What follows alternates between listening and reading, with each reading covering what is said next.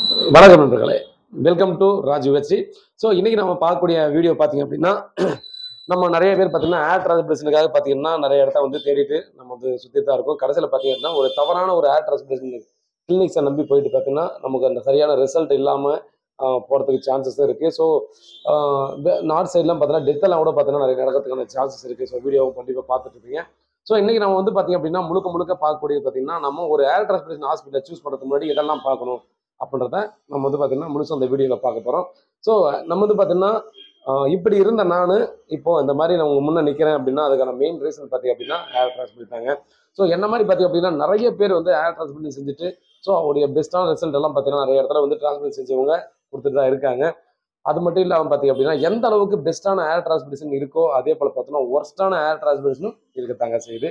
So அதனால பார்த்தீங்க அப்படின்னா ஒரு சில விஷயங்களை நீங்கள் வந்து முன்னாடியே ஒரு ப்ரிகாஷனாக நீங்கள் வந்து பார்த்துட்டீங்க அப்படின்னா நம்ம சரியான ஒரு ஹாஸ்பிட்டலை நம்பி நீங்கள் வந்து போயிட்டு சரியான ரிசல்ட் உங்களுக்கு எடுக்கிறதுக்கு சான்சஸ் இருக்குது. ஸோ அதில் நம்ம வந்து முதல்ல பார்க்கக்கூடிய ஒரு விஷயங்கள் பார்த்தீங்க அப்படின்னா ரிசல்ட்டுங்க. ஸோ நம்ம வந்து ரிசல்ட்டை பொறுத்தவரையும் பார்த்தீங்க அப்படின்னா நம்ம நிறைய பேர் வந்து யோசிக்கக்கூடிய ஒரு விஷயம் பார்த்தீங்கன்னா ஒரு ஏர் டிரான்ஸ்பிரேஷன் ஹாஸ்பிட்டல் வந்து நம்ம வந்து வீடியோ வந்து நிறைய வந்து போடுறாங்க. ஸோ அந்த வீடியோ மட்டுமே நம்ம பார்த்து போனால் நம்ம வந்து சரியான ரிசல்ட் கிடைச்சிருமான்னு கேட்டிங்கன்னா கண்டிப்பாக அது மட்டுமே போதாது. ஸோ அதை தொடர்ந்து இன்னும் நிறைய விஷயங்கள் இருக்குது. ஏன்னா ஒரு யூடியூப்ல பார்த்து நாங்கள் போடுறோம் அப்படின்னா எனக்கு வரக்கூடிய ரிசல்ட் எல்லாத்தையும் போட்டு தான் இருப்போம். ஸோ அதில் பார்த்தீங்கன்னா நமக்கு எல்லா கிளினிக்குமே ஒரிஜினல் அவங்களுடைய வரக்கூடிய ரிசல்ட்டை மட்டும் தான் போடுவாங்களான்னு சொல்ல முடியாது. ஸோ நிறைய பேர் ஏர் டிரான்ஸ்பிளேஷன் செய்யும்போது பார்த்தீங்கன்னா அதில் வந்து ஃபெயிலியர் ஆனது சான்சஸும் இருக்குது, சரியாக ரிசல்ட் வராமல் இருக்கிறதும் இருக்குது. அதே போல் பார்த்தீங்கன்னா அந்த டெக்னீஷியன்ஸோட குவாலிட்டி ஸோ அதெல்லாம் இருக்குது. ஸோ அதில் வந்து பார்த்தீங்கன்னா நம்ம வந்து ரிசல்ட் நம்ம வந்து ஷோ பண்ணுறதை மட்டுமே வச்சு நீங்கள் கண்டிப்பாக போகாதீங்க. ஸோ அப்படி போனீங்கன்னா கண்டிப்பாக உங்களுக்கு ஃபெயிலியர் ஆகிறதுக்கு சான்சஸும் இருக்குது. ஸோ அது இல்லாமல் பார்த்தீங்க அப்படின்னா வேற என்ன பார்க்கணும்னு சொல்லி கேட்டிங்க அப்படின்னா அவங்க ரிசல்ட்டை நம்ம வந்து நிறைய பேர் சொல்லுவாங்க நான் வந்து பார்த்தீங்கன்னா இவ்வளோ வருஷம் எக்ஸ்பீரியன்ஸு 5 வருஷம் ரிசல்ட் எனக்கு இந்த எக்ஸ்பீரியன்ஸ் இருக்கணும், டெக்னீஷியன்ஸ் வந்து எவ்வளோ எக்ஸ்பீரியன்ஸ் இருக்கணும் அப்படின்றத வச்சு பார்க்கணும்னு சொல்கிறாங்க.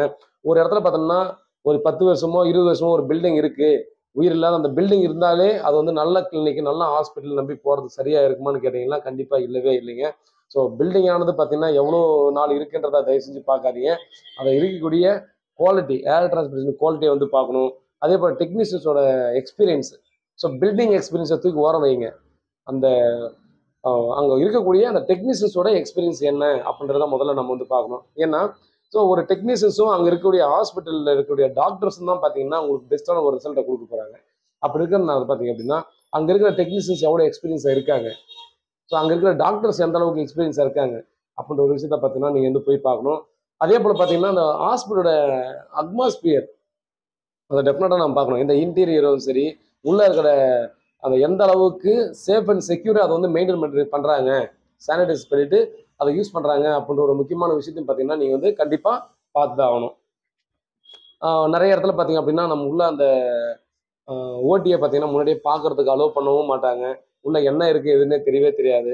ஸோ எல்லாத்தையும் மறைச்சி வச்சு உள்ளே போய் உட்காந்துக்கப்புறம் தான் தெரியும் அந்த ஏரியாவே பார்த்தீங்கன்னா ரொம்ப கொடூரமாக இருக்கும். சுற்றியும் பார்த்தீங்க அப்படின்னா அந்த ரூமோட குவாலிட்டியும் சுத்தமாக சரியில்லாத மாதிரி இருக்கும். ஸோ அதுன்றது நான் பார்த்தீங்கன்னா அந்த பெட்டுக்கு யூஸ் பண்ணக்கூடிய கவர்ஸ் எல்லாம் இருக்கும். ஸோ அதெல்லாம் பார்த்தீங்கன்னா ரேட் அதிகன்றதால ஒரு சிலர்லாம் ஒரே இடத்த பார்த்தீங்கன்னா 2 பேருக்கு 3 பேருக்கு யூஸ் பண்ணுறதுக்கான சான்சஸ் இருக்குது. ஸோ இந்த மாதிரி விஷயத்தெல்லாம் பார்க்கணும். அதனால தான் பார்த்தீங்க அப்படின்னா நாம் வந்து போகக்கூடிய இடங்கள் வந்து முன்னாடியே போய் பாருங்கள் எந்த அளவுக்கு அவங்க வந்து ஒர்த்தாக அந்த பில்டிங்கையும் அந்த உள்ள இருக்கிற அட்மாஸ்பியரையும் எவ்வளோ அளவுக்கு மெயின்டைன் பண்ணிட்டு இருக்காங்க. ஏன்னா நம்ம வந்து பார்த்தீங்கன்னா கண்ணுக்கு தெரியாமல் கிருமிகள் எவ்வளவோ நம்ம இந்த இடத்துல சர்ஜரி செய்யக்கூடிய இடத்துல இருக்கிறதுக்கான சான்சஸ் இருக்குது. ஸோ அந்த இடத்துல வேறு ஏதாவது இன்ஃபெக்ஷன் வர்றதுக்கும் நிறைய சான்ஸ் இருக்குது அப்படின்றதால பார்த்தீங்கன்னா இது வந்து விஷயத்த நான் வந்து சொல்லிட்டு இருக்கேன். ஸோ நிறைய ஏர் டிரான்ஸ்பிரேஷன் ஹாஸ்பிட்டலில் பார்த்தீங்கன்னா நம்ம வந்து ஆஃபர்ஸ் கொடுக்குறாங்க இல்லையா, அதெல்லாம் ஆஃபர்ஸ்லாம் நம்பி போகலாமா அப்படின்னு கேட்டிங்கன்னா அந்த ஆஃபர்ஸ் ஆனது ஜென்யூனாக இருக்கா. ஸோ நிறைய இடத்துல பார்த்தீங்கன்னா 5 ரூபாய் ஒரு கிராஃப்ட், 10 ரூபாய் சாரி 7 ரூபாய் கிராஃப்ட் அப்படின்ற மாதிரிலாம் சொல்லுவாங்க. ஸோ அந்த மாதிரி பண்ணும்போது கண்டிப்பாக உங்களுக்கு கிராஃப்ட்டுக்கு எவ்வளோ ஆகும் அப்படின்ற ஒரு விஷயத்த பார்க்கணும் நீங்கள்.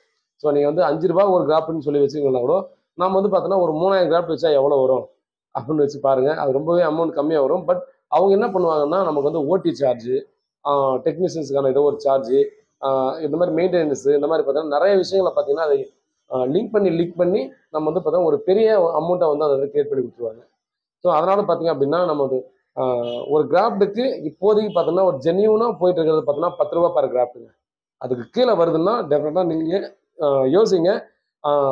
அந்த அமௌண்ட்டுக்குள்ளேயே உங்களுக்கு பண்ணுறாங்களா அப்படின்ற ஒரு விஷயத்தை பாருங்கள். அப்படி பண்ணுறாங்கன்னா அது எந்த அளவுக்கு குவாலிட்டியாக இருக்குது அப்படின்றத பாருங்கள். அடுத்து பார்த்தீங்க அப்படின்னா நம்ம பார்க்கக்கூடியது இந்த ஹாஸ்பிட்டலு எவ்வளோ நாளாக இருக்குன்றது ஒரு பக்கம் பார்த்தா முன்னாடியே சொல்லிட்டேன். பட் அந்த எவ்வளோ நாள் இருக்குன்றதை தவிர்த்து அங்கே உள்ள இருக்கிற டெக்னீஷியன்ஸ் டாக்டர்ஸ் எந்த அளவுக்கு நம்ம கேர் பண்ணிக்கிறாங்க அப்படின்றத பார்க்கணும். அதே போல் பார்த்தீங்க அப்படின்னா நம்ம அந்த ஹாஸ்பிட்டல் சர்டிஃபிகேட் வாங்கியிருக்காங்களான்ற ஒரு முக்கியமான விஷயம் அதுதான். ஸோ நம்ம வந்து எந்த இடத்துல போய் ஏர் டிரான்ஸ்பிளேஷன் பண்ண போகிறோமோ அவங்க வந்து கிளினிக் சர்டிஃபிகேட் தான் வச்சிருக்காங்களா இல்லை ஹாஸ்பிட்டல் சர்டிஃபிகேட் வச்சிருக்காங்களா அப்படின்ற விஷயத்த வந்து டீப்பாக பாருங்க. காரணம்னு கேட்டிங்கன்னா ஒரு கிளினிக் சர்டிஃபிகேட் வச்சிருக்கவங்க 2 நாள் ப்ரொசீஜர் பண்ணக்கூடாது. இருந்தாலும் பார்த்தீங்கன்னா கிளினிக் சர்டிஃபிகேட் வச்சிருக்கிறவங்க கூட சர்ஜரி பண்ணுறாங்க. ஸோ ஆக்சுவலாக கிளினிக்னா என்னங்க, போகணும் ஒரு ட்ரீட்மெண்ட் பண்ணணும் வந்துடணும். ஸோ அப்போ ஆன் டைமில் பண்ணிட்டு வந்துடுறது தான் கிளினிக். ஹாஸ்பிட்டல்னு ஒரு சர்டிஃபிகேட் இருக்கவங்க தான் பார்த்தீங்க அப்படின்னா போகணும். அந்த இடத்துல பார்த்தீங்கன்னா நம்ம ஸ்டே பண்ணி நம்மளுடைய என்ன சர்ஜரி பண்ணுறோமோ என்ன ட்ரீட்மெண்ட் பண்ணுறோமோ அதை தங்கி பண்ண முடியும். இதுக்கு ரெண்டுத்துக்கும் இடைப்பட்ட என்ன ஒரு விஷயன்றதை கண்டிப்பாக நீங்கள் யோசிச்சு பாருங்கள். டெஃபினட்டாக உங்களுக்கு புரியும். ஸோ அடுத்ததாக பார்த்தீங்க அப்படின்னா போஸ்ட் ஏர் டிரான்ஸ்பிளேஷன். ஸோ ஏர் டிரான்ஸ்பிளேஷன் பண்ணதுக்கு அப்புறமா உங்களை எந்த அளவுக்கு கேர் பண்ணுறாங்க, நீங்கள் கால் பண்ண உடனே ரெஸ்பாண்ட் பண்ணுறாங்களா இல்லையா. நிறைய நண்பர்கள்லாம் பார்த்தீங்க அப்படின்னா சமீபத்தில் ஒரு நண்பர் இதை வந்து வீடியோ கூட ஏற்கனவே சொல்லியிருப்பேன்.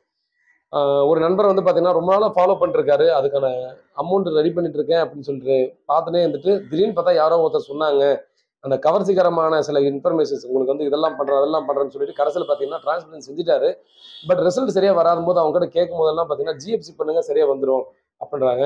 ஸோ அதையும் கரெக்டாக பண்ணுறாரு, திரும்பவும் சரியாக வரலன்ற போது பார்த்தீங்கன்னா நீ இதை மிஸ் பண்ணிருப்பீங்க, ஒரு நாள் மாத்திரை சாப்பிட்ருக்க மாட்டீங்க அப்படின்னு சொல்லும்போது ஆக்சுவலாக பார்த்தீங்கன்னா டேப்லெட் எடுக்கிறப்போ பார்த்தீங்கன்னா ரெகுலராக எல்லாருமே எடுக்க முடியாது. ஏதாவது ஒரு சில நாள் மிஸ் ஆகிறதுக்கு சான்சஸ் இருக்குது. ஸோ இந்த மாதிரிலாம் சொல்லி பார்த்தீங்கன்னா அவளை தப்பு வந்து அவங்க பண்ணதால் தான் ரிசல்ட் வரல அப்படின்ற மாதிரி பார்த்தீங்கன்னா அவங்க மேலேயே அந்த பழியை போடுறதுக்கும் சான்சஸ் இருக்குது அப்படின்ற ஒரு விஷயத்தை பார்த்தீங்கன்னா கண்டிப்பாக பாருங்கள்.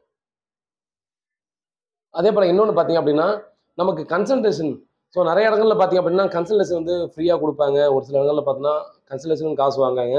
ஸோ அது வந்து பார்த்தீங்கன்னா நெகட்டிவாகவும் சில விஷயங்கள் சொல்லலாம், பாசிட்டிவாகவும் சொல்லலாம். ஸோ நெகட்டிவாக சொல்லக்கூடிய விஷயம் என்னென்னா ஒரு சில கிளினிக்ஸ்லாம் என்ன பண்ணுவாங்கன்னா நமக்கு வந்ததுக்கு பார்த்தீங்கன்னா டிரான்ஸ்பிளேஷன் தான் செய்ய மாட்டேன்றாங்க, நம்ம இதாக பார்த்துட்டு கன்சல்டேஷன் வரும்போது அந்த அமௌண்ட் தான் சம்பாரிச்சிக்கலாம் அப்படின்ற மாதிரி நினைக்கிற கிளினிக்ஸும் கண்டிப்பாக இருக்க தான் செய்யுது.